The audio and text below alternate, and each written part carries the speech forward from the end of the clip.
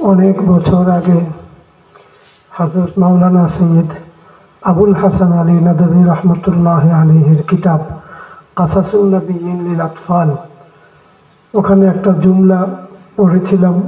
সেই জুমলাটা আজকে খুব মনে পড়ছে। তিনি লিখেছিলেন যে আদম আলাইহিস সালাম যদি ফিরে আসতেন, এসে যদি দেখতেন যে এই বিরাট মানব সমাবেশ, তিনি বলতেন সুবহানাল্লাহ, হাউলাই কুল্লুহুম আওলাদি হাউলাই যুররিয়াতি। আমার সেই অনুভূতিটা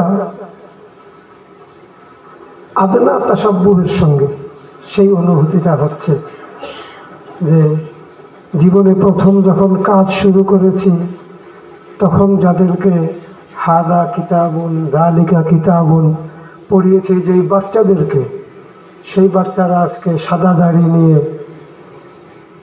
এই বয়সে এবং দেশে বিভিন্ন জায়গায় বিভিন্ন দায়িত্ব পালনের মধ্যে তারা আছে। ভাবতেও এখন আমার কাছে অবাক লাগে। আর এখন আমার নানার মতো অবস্থা হয়েছে, কি আপনি বলবো না তুমি বলবো না তুপনি বলবো, আমি বুঝতে পারছি না। তো আমার সেই পুরানা হক নিয়ে আমি তুমিই বলে যাই। যাদের আপনি শোনার ইচ্ছা তারা আমার তুমিকে আপনি ধরে নিয়ে, আর যারা আমার তুমিতে সন্তুষ্ট তারা তুমি হিসাবে। তো যেদিন প্রথম 3 জন তালিবে ইলমকে নিয়ে হাদা কিতাবুনের যাত্রা শুরু করেছি, সেই দিন থেকে এখন পর্যন্ত আমার অনুভূতি তো বললাম। আমার মনে হয় আপনারাও যেই তরুণকে দেখেছিলেন, যেই যুবকের সঙ্গে তোমাদের পরিচয় ছিল, এত বছর পরে এই বুড়োকে দেখে তোমরাও নিশ্চয়ই অবাক হচ্ছ যে জীবন মাঝখান থেকে কতটুকু হারিয়ে গেছে আমাদের। আমার বাচ্চারা এখন বৃদ্ধ, আর আমি তো অচল একটা বুড়ো। তারপরেও আমি এক জায়গায় লিখেছি যে বার্ধক্যকে আমি অসুন্দর মনে করি না। বার্ধক্যের নিজস্ব একটা সৌন্দর্য আছে। যদি যৌবন সুন্দরভাবে কেউ যাপন করে, যদি কেউ সুন্দরভাবে যৌবন যাপন করে, তার বার্ধক্যটা সুন্দর হয়। তো আল্লাহ তাআলার মেহেরবানি, আমি যেই সাদা দাড়ি দেখতে পাচ্ছি, আমার তো বিশ্বাসই হতে চায় না এরা একদিন মাদ্রাসাতুল মদিনায় প্রথম বর্ষের তালিবে ইলম ছিল।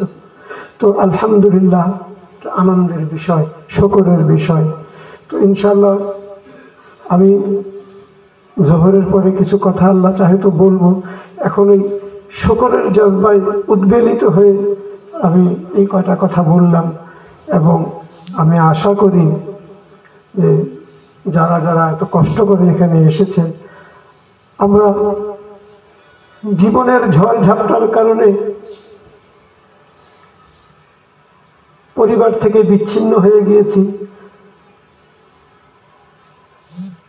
দেখো, 1জন 2জন জঙ্গল ব্যবহার করছে, এটা আমার অনেক বড় কষ্টের বিষয়। জঙ্গল ব্যবহার করে আমরা মজলিসের সব নুরানিয়াতকে শেষ করে দিই। যে জঙ্গল ব্যবহার করছে সে নিশ্চয়ই জানে যে আমি এটা পছন্দ করি না।